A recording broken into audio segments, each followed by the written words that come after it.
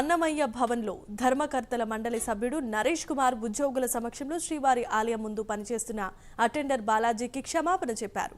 3 రోజుల కిందట బాలాజీపై తాను చేసిన అనుచిత వ్యాఖ్యలకు ఆయన క్షమాపణ చెప్పారు. భవిష్యత్తులో ఇటువంటి సంఘటనలు తలెత్తకుండా చర్యలు తీసుకుంటామని టీటీడీ ఈవో శ్యామలారావు చెప్పారు. చాలా దురదృష్టకర సంఘటన. అలాంటి సంఘటన జరగకూడదు, జరిగి ఉండకూడదు. బాలాజీ పట్ల ధర్మకర్తల మండలి సభ్యులు వివరించిన తీరు బాధాకరం.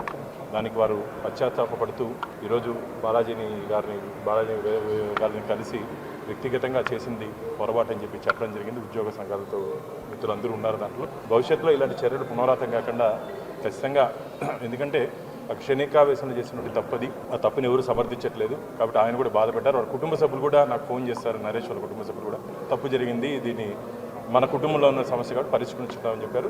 ఉద్యోగ సంఘ నాయకులు బాలాజీ కూడా దీన్ని సానుకూలంగా స్వీకరించి వారు దీనికి ఎపిసోడ్కి ఇంతటితో ముగించాలని చెప్పి వారు కూడా 10 నిమిషాల్లో వారి నిర్ణయం కూడా తెలియజేస్తారు. భవిష్యత్తులో ఏంటి జరగకుండా మేము చూసుకుంటే నేను ఒకటే చెప్తున్నా, టీటీడీ అనేది ఒక ధార్మిక సంస్థ, ఒక ఆధ్యాత్మిక రాజధాని. ఇలాంటి ఈరోజు నేను 2 సంవత్సరాల కాలం ఉంటుంది నాకు ధర్మకర్తల మండలిగా.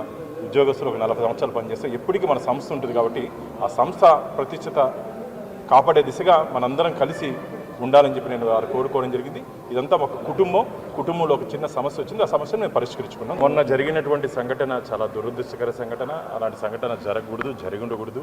బాలాజీ పట్ల ధర్మకర్తల మండలి సభ్యులు వివరించిన తీరు బాధాకరం. దానికి వారు పశ్చాత్తాపడుతూ ఈరోజు